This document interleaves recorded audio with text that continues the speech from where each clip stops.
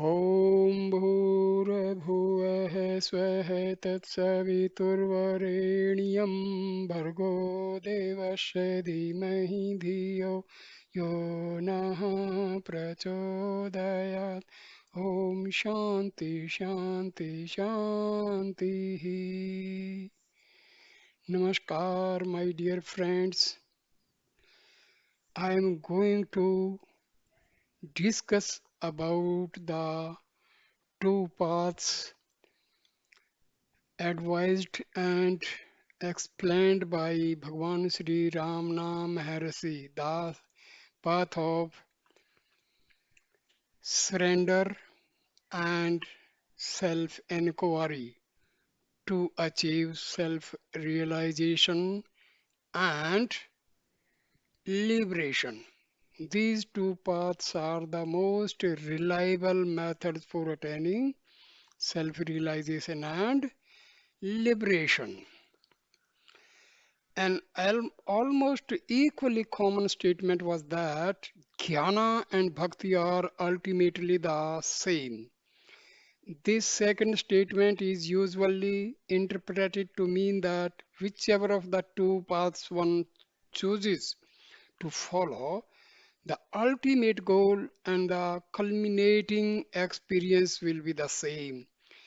It is generally assumed that the two paths do not converge until the moment of realization is reached. However, if Ramana Maharshi's teachings are correctly interpreted, then it will be seen that the paths of surrender and the self inquiry merge before realization, and that in the higher levels of practice, if one follows the path of surrender, then one's sadhana will be the same as that of someone who has chosen the path of self inquiry. This may seem very radical at first sight, but this is only because of the general misconceptions that many people have about Ramana's teachings on the true nature, meaning, and practice of surrender. In order to eliminate these misconceptions and to clarify Ramana's attitude and approach to surrender, it will be helpful to examine some of these commonly held ideas in the light of Ramana's statements on the subject. Firstly, to show how unfounded most of these ideas are, and secondly, by eliminating them to illustrate the profundity of Ramana's real teachings. The most convenient starting point for this inquiry is the relationship that exists between Ramana Maharshi, the Guru, and the thousands of people who call themselves his devotees. There is a long tradition in this country, that is India, of people accepting certain teachers as their gurus and then proclaiming immediately that they have surrendered to them. In most cases, this surrender is only a statement of intent, or at best, there is a partial surrendering to this new authority figure in the hope of acquiring some material or spiritual reward. Maharshi Ramana's opposition to this type of religious bribery was quite clear, and it is best summed up in the following statement: surrender to him and abide by his will. Whether he appears or vanishes, await his pleasure. If you ask him to do as you please, it is not surrender, but command to him. You cannot have him obey you and yet think that you have surrendered. He knows what is best and when and how to do it. Leave everything to him. His is the burden. You no longer have any cares. All your cares are his. Such is surrender. This is bhakti. This talk number 425. This statement Typical of many that he made is a categorical refutation of the idea that one can surrender to one's god or guru and yet demand that the god or guru fulfills one's desires or solves one's problems. Despite this often repeated refutation, it is probably true to say that the majority of Ramana's devotees both believe that they have surrendered to Ramana, yet at the same time would not hesitate to approach him with their personal and material problems, especially if the perceived need required an urgent solution. In Ramana's teachings on surrender, there is no room for stray desires and no room for expectations or miracles, no matter how desperate the situation might appeal to be. Bhagavan Ramana says, if you have surrendered, you must be able to abide by the will of God and not make a grievance out of what may not please you. Talk 115. Under Ramna's strict interpretation of absolute surrender, the only appeals which might qualify for approval are those where the devotee approaches the god or guru with the attitude, this is your problem and not mine. Please attend to it in any way you see fit. This attitude bears the marks of partial surrender, for it fulfills the bare minimum requirements of Ramana's definition of true surrender. On this level of surrender, there is no longer any expectation of a particular solution. There is simply a willingness to accept whatever happens. It is interesting to note in this connection that although Ramana clearly stated that devotees who wanted their problems solved were not practicing true surrender. He did admit that surrendering one's problems to God or to the Guru was a legitimate course of action for those who felt they could not stick to his absolute teaching of complete surrender. He was once asked, is it proper that one prays to God when one is afflicted by worldly ills? And his answer was undoubtedly. Talk 501. This admission that the Guru may be approached with personal problems should be seen as an extension of and not a contradiction of his teachings on absolute and unconditional surrender. For those who are not ready for complete surrender, there is this intermediate practice of surrendering one's problem to the external higher power. It is not a dilution of his notion that surrender must be complete and total to be effective. It is more an admission that for some devotees, such a massive step is impractical without some lesser intermediate stage. If we can reach this point where we accept that we cannot ask Ramana to solve our problems and still claim that we have surrendered, then we move forward a few steps in our understanding of his teachings. But if we then try to put our new understanding into practice, we immediately encounter a new and apparently insoluble problem. The problem is that the desire to surrender is in itself a desire which we want fulfilled, and since, according to Ramana, true surrender cannot be accomplished without complete desirelessness. The presence of this desire in us is sufficient to prevent true surrender from taking place. It is the paradox of effort which is inherent in nearly all forms of sadhana. Simply stated, the problem is that there is a perception that there is an individual self which wants to extinguish itself so that the state of realization will be revealed.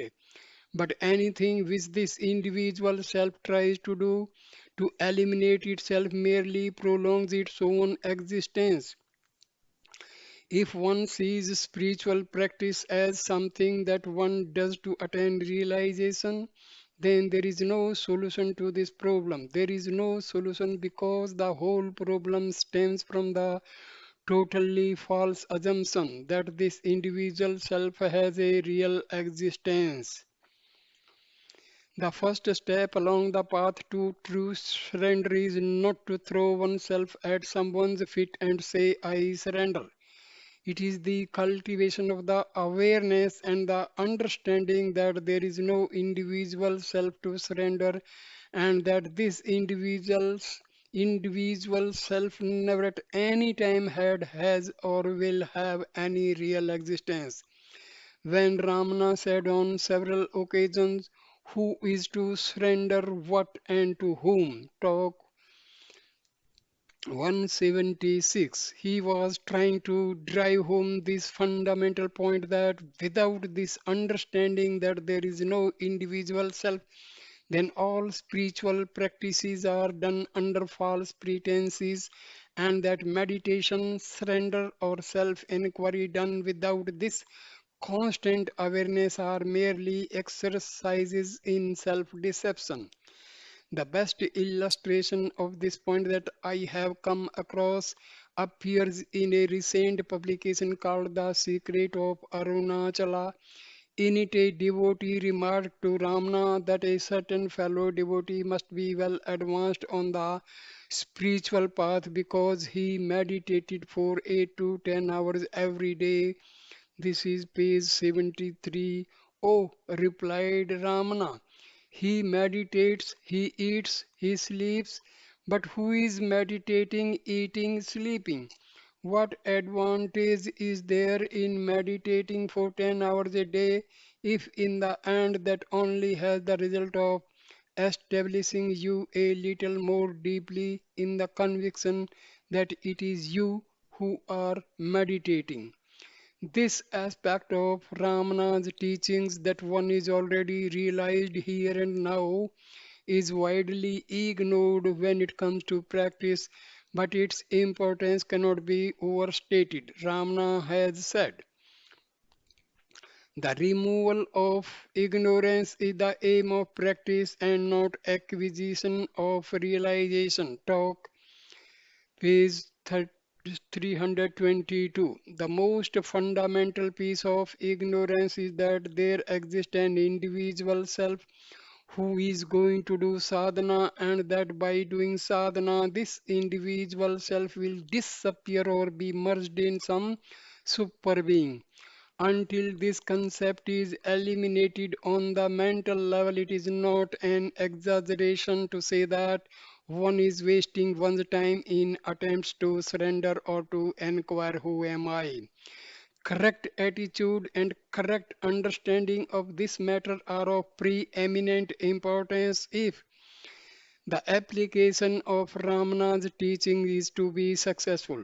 Returning now to the practice of surrender and bearing in mind the necessity of maintaining the right attitude with regard to the non existence of the individual self, there remains the problem of how to surrender, since the mere desire to surrender invents an illusory person who is going to surrender. The key to this problem and the key to all problems connected with the practice of Ramana's teachings is to bypass the mind and move to the realm of being. One cannot truly surrender without escaping from that vast accumulation of ideas and desires we call the mind, and according to Ramana, one cannot escape or destroy the mind by any kind of mental activity. Ramana's solution is to let the mind subside to the point where it disappears, and what remains when the mind has subsided is the simple, pure being that was always there. In a conversation in talks, Ramana gives the following illuminating answer. He says, It is enough that one surrenders oneself. Surrender is to give oneself up to the original cause of one's being. One's source is within oneself. Give yourself up to it. That means that you should seek the source and merge in it. Talk 175. This is an immensely profound statement which not only sweeps away many of the myths that surround the practice of surrender, it also shows an indication that the route to the rediscovery of the self is the same, whether one chooses to label it surrender or self inquiry.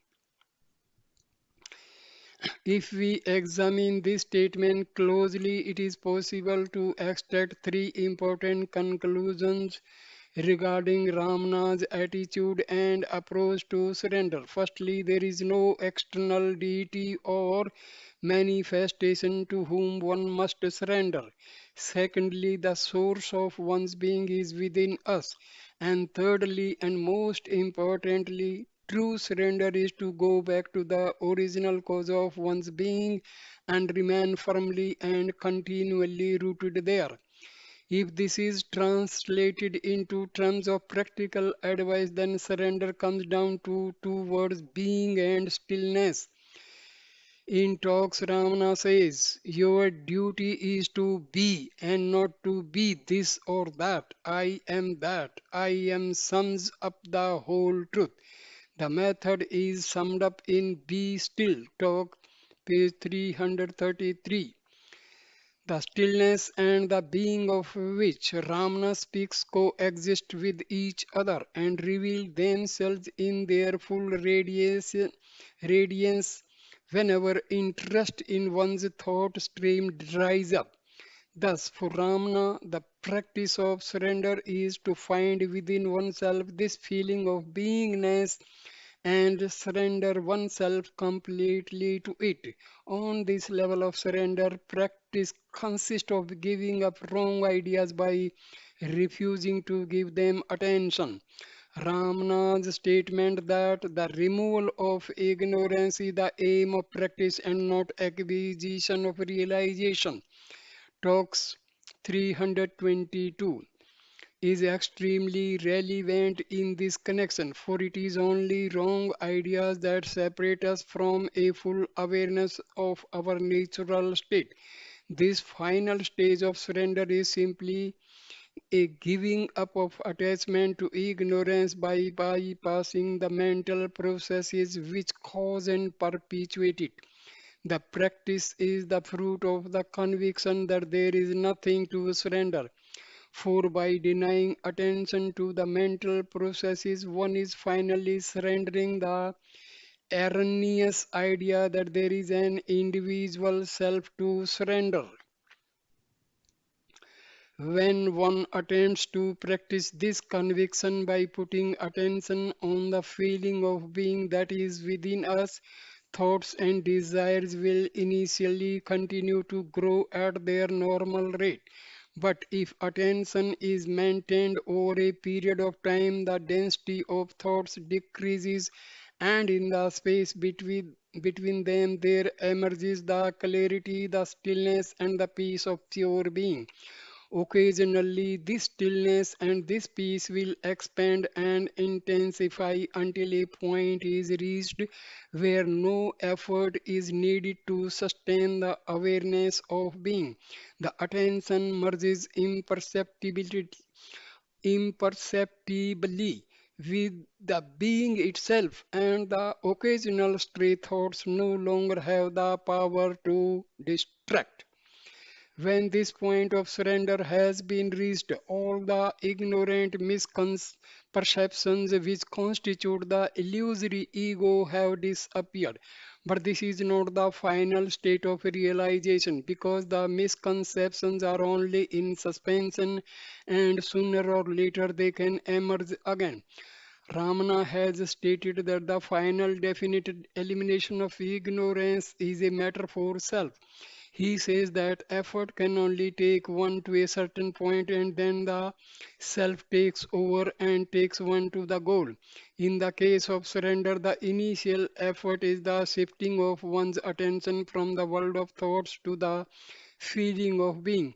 When there is no attention on it, the mind subsides, revealing the being from which it came there in some mysterious way. The self eliminates the residual ignorance and realization dawns. Ramana summed it all up very neatly when he said, just keep quiet and Bhagwan will do the rest. Ramana Maharshi and the Path of Self Knowledge, page 147. This shifting of attention is the ultimate act of surrender. It is an acknowledgement that the mind, its concepts and desires are all ignorance, and that involvement in and attachment to the ignorance is all that prevents a full awareness of reality. It is an acknowledgement that nothing that is understood or believed is of any use, that no belief, theory, idea, or mental activity will bring one any nearer to realization. It is an acknowledgement and a final acceptance of the idea that all striving and all notions of attainment are futile and illusory.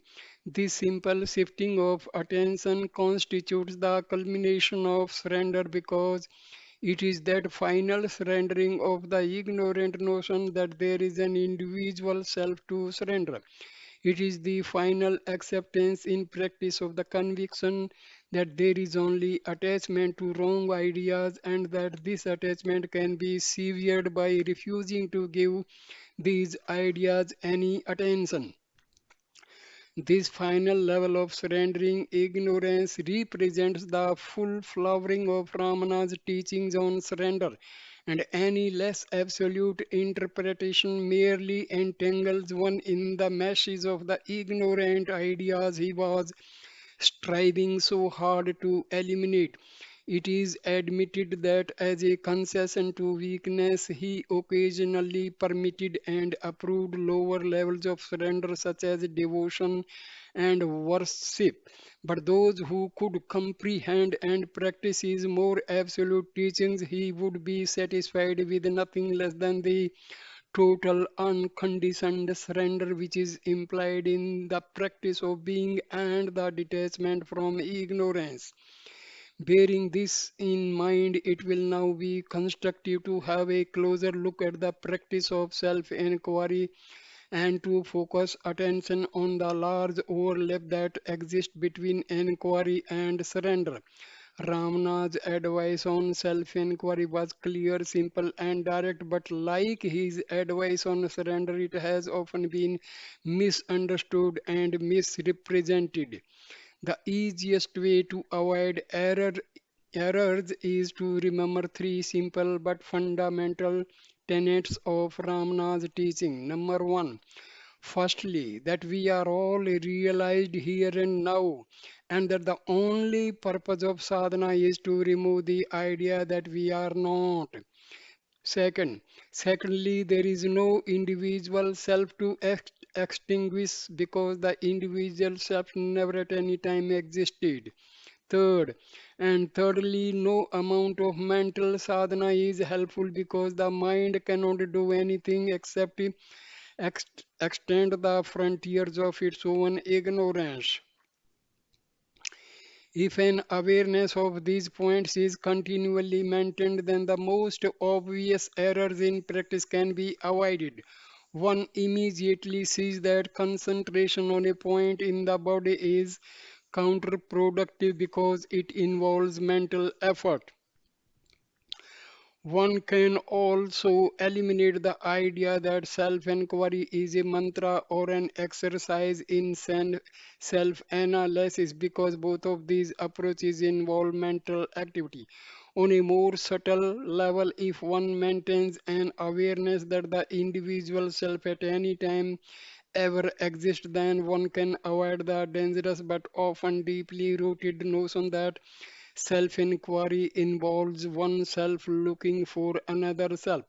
to cut through the entangle, entanglements of these and similar misconceptions and to find out what positive practical advice Ramana had to offer on self inquiry. One cannot do better than go back to the words of Ramana Maharshi himself. In Maharshi's Gospel, he says that the purpose of self inquiry is to focus the entire mind at its source, page 48. The purpose of this focusing is the same as that which has just been outlined for the practice of surrender. According to Ramana, the mind is only a connection of ignorant ideas, and unless one steps completely outside this mental realm by keeping attention on the being from which the mind emerges, then the ignorance and the wrong ideas inevitably continue. It is important to note that Ramana never explains self enquiry as a practice by which an individual self is eliminated. He always phrases his advice to indicate that when one looks for the source of the mind or the ego, they both disappear, and it is discovered that neither of them ever existed. This stepping outside the mind is as crucial to an understanding of self inquiry as it is to an understanding of surrender. In a passage in Talks, he says, the fact is that the mind is only a bundle of thoughts. How can you extinguish it by the thought of doing so or by a desire? Your thoughts and desires are part and parcel of the mind. The mind is simply fattened by new thoughts rising up. Therefore, it is foolish to attempt to kill the mind by means of the mind. The only way to do is to find its source and hold on to it. Page 463. This finding the source and holding on to it is the beginning and purpose of self inquiry. The precise method is simple and well known. When thoughts arise, one does not allow them to develop. One asks oneself the words, to whom do these thoughts occur? And the answer is to me. And then the question occurs, then who am I? What is this thing in me which I keep calling? By doing this practice, one is shifting attention from the world of thoughts to the being from where the thought and the thinker first emerged. The transfer of attention is simply executed because if one holds on to the feeling I am, the initial thought of I will gradually give way to the feeling of I, and then sooner or later, this feeling I am will emerge into being itself to a state where there is no longer either a thinker of the thought I or a feeler of the feeling I am. There will only be being itself.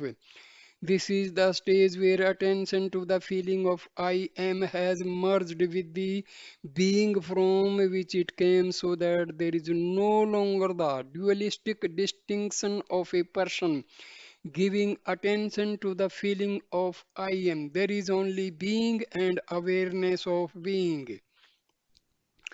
If this practice is done persistently, then the verbal redirection of attention soon becomes redundant. As soon as there is the awareness of attachment to a particular thought, then attention is immediately switched back to the being from which the thoughts and the imaginary thinker came. It is important to stress that the verbal preliminaries of asking who am I or to whom do these thoughts occur are simply tools to redirect the attention. The real self inquiry begins with the subsequent witnessing of the disappearance of the thoughts and the re emergence of being as the mind subsides into temporary abeyance. Ramana summarized this very succinctly when he said in talks, Abhyasa, spiritual practice, consists of withdrawal into the self every time you are disturbed by thought. It is not concentration or destruction of the mind, but withdrawal into the self.